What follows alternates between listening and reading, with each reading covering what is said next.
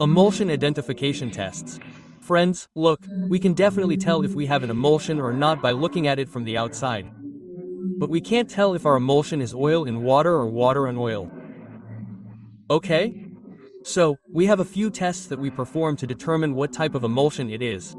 Okay, the first is our dilution test. Okay, now, what happens in a dilution test? Look, what do we do in a dilution test? We add water or oil and see. Okay? Because we can dilute an oil in water emulsion only with water.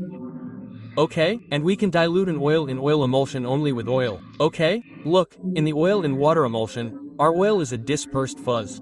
Water is a continuous fuzz. What does that mean? It's just droplets of oil. Whatever's outside is water. Okay? So, any emulsion is diluted only by a continuous fuzz. Okay, so, the outside of the oil in water is our water. So, it will also be diluted by water, and the outside of the water in oil, our continuous fuzz, is oil. So, it will only be diluted by oil. Okay? If you did this, you added oil to the oil in water, okay? Or you added water to the water in oil, okay? So, what would happen then? Adding the opposite liquid would break the emulsion. Okay, the emulsion will crack. Okay? So, this tells us what type of emulsion it is through a dilution test. Okay? Our second test is a conductivity test. Okay, what does the conductivity test say? The conductivity test says that an oil in water emulsion with a continuous phase of water, can conduct electricity. And a water in oil emulsion doesn't conduct electricity. So what do we do? To test the emulsion, we place two electrodes into the emulsion. Okay? And see if electricity passes through. Okay? Because water is a good conductor, and oil is a bad conductor. Okay? Because water is present in our continuous phase. Okay? So, if you try to pass electricity through an oil in water emulsion, it will pass through the electrodes. Okay, so, the conductivity test tells us what type of emulsion it is. Our third test is our cobalt chloride paper test. Okay, now, what do we do with this? Look, we need to take a filter paper and soak it in a cobalt chloride solution. Okay? Then dip it in the emulsion. Okay, and dry it and observe. What will an oil in water emulsion do? Only in that will the color of the paper change from blue to pink. Okay, there's no change between the water and oil types. Okay, this was our third test. And the fourth test is our fluorescence test.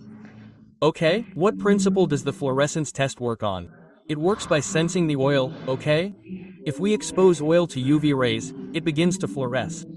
Fluorescence means glow. Right? The glow will be visible, right? It will shine, right? An oil in water emulsion. Right?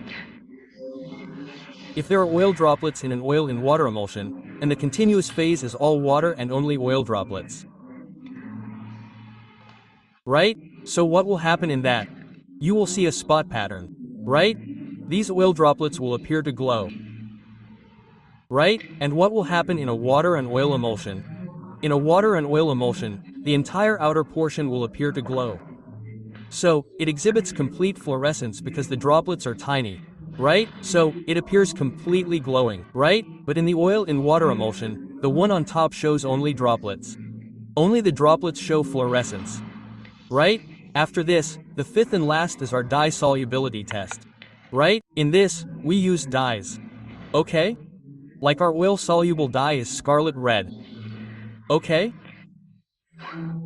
So, our oil fuzz can only do what with oil-soluble dye. It can be colored, okay? And the water-soluble dye can only color the water fuzz. Okay, so what do we do in this? We take an emulsion. We use a dye on the emulsion. Let's say I use the oil-soluble dye scarlet red. Okay, in this one. Okay, so what will the oil-soluble dye do? It will color the oil. Okay, so, all our droplets, okay? I'll see a red color in these droplets. Okay, so this will tell me that it was my oil-soluble dye, okay? Okay, the one I used. So this will tell me that this emulsion is the oil in water type. Okay, because I see a red color in the droplets. Okay? But if it's the second type of emulsion, then the entire portion, except for the droplets, will appear red. The entire portion, except for the droplets, will appear red. Okay, so this is how the dye solubility test works. Okay? Now, to perform the dissolubility test, we need to observe the emulsion under a microscope. Okay? After reacting the emulsion with the dye, we observe it under a microscope and determine whether the color is present in the continuous phase or the dispersed phase.